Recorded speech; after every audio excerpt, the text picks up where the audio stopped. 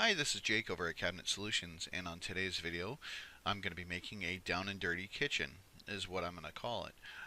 What this is this is an entirely free-handed kitchen, so if you have any weird pauses or starts and stops, please bear with me. I'm going to be building this with face frame standards, go under our initial values, and then go to my windows and doors and adjust the clearance from door or end of wall to be 0 inches. And what this does is this is going to allow the cabinets to go all the way to the end of the wall. Apply that to my job, and let's go draw some walls. I'm going to make this an oblong shaped room, so let's go 150 by 100.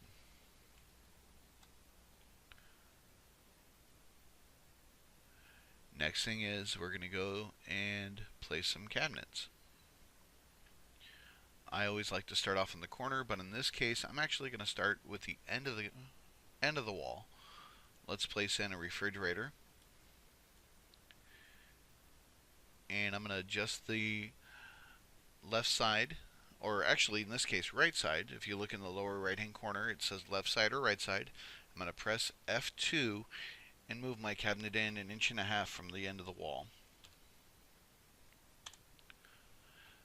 That will be the reason for that actually is for the upper cabinet. When I go to finish off this room, it's going to have your side panels and style go all the way to the floor. So now I can start again in my corner.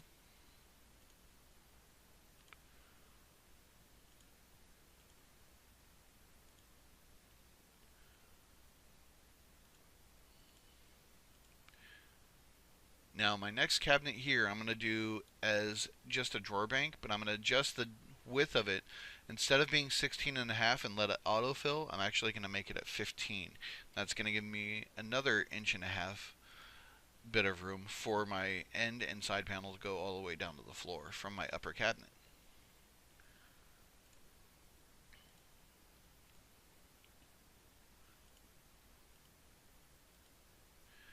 And just do another last base cabinet there.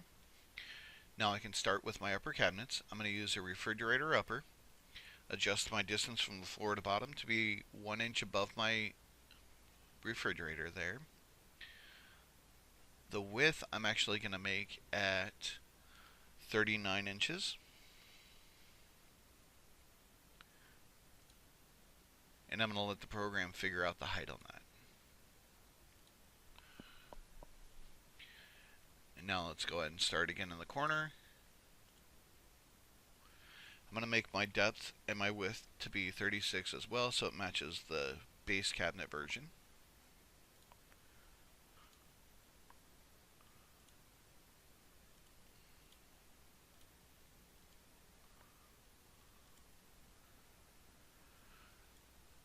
Width of this is going to be 15 as well.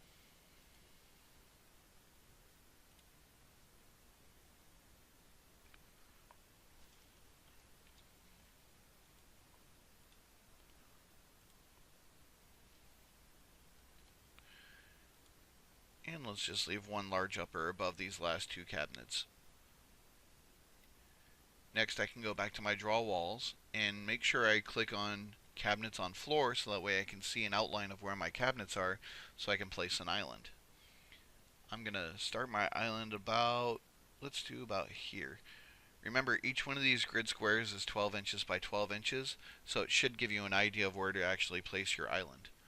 Now before I click on accept to place this wall, I'm going to click on where it says make wall and island. You don't have to click on this. To do an island wall, you just need the height of your wall to be 0 inches tall. That means that the wall does not exist anywhere except for on the floor plan and where cabinets need to be placed, because a cabinet has to be placed against a wall. An example is if I go to my 3D view, there is no wall there. So now I can place in a base cabinet. And let's throw in another drawer box. And now I have an island.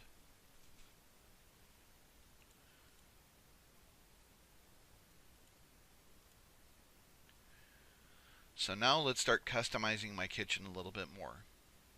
Let's go to my refrigerator upper, and what I'm going to do is click on it to single it out away from the rest of the job.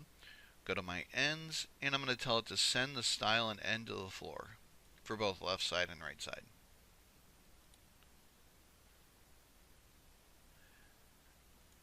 Now I can also go to this base cabinet here, go to my elevations, click on it, go to openings and rollouts, and click on that top opening and change the top opening to a stovetop. Now this has marked that front panel right here as a false front, or the top opening as a false front for your controls for the stovetop, but it's going to throw a stovetop image above it. And that's it. That is my down and dirty kitchen. Now keep in mind this is a request for a customer that wanted to see these images being placed on a kitchen. This is in no way anyone's kitchen that I ever know of. You can modify this however you need to, but this is just to show examples of how to do certain things in our programs. We actually do take requests from customers for videos to create in the future, or for items to be placed into the program in the future. Now remember, there's no guarantee on if or when a request will ever be processed, but the more people that ask for certain items, the more chance that there is that we can put it into the program. If you have any requests for either videos or items to be drawn in the program, please give us an email to support@cabinetsolutions.net, and I'll be more than happy to take that under consideration. I want to thank you again today, and if you have any questions, please give us a call at 209-836-4077, or shoot us an email to support@cabinetsolutions.net. This is Jake with Cabinet Solutions. Thank you and have a great day.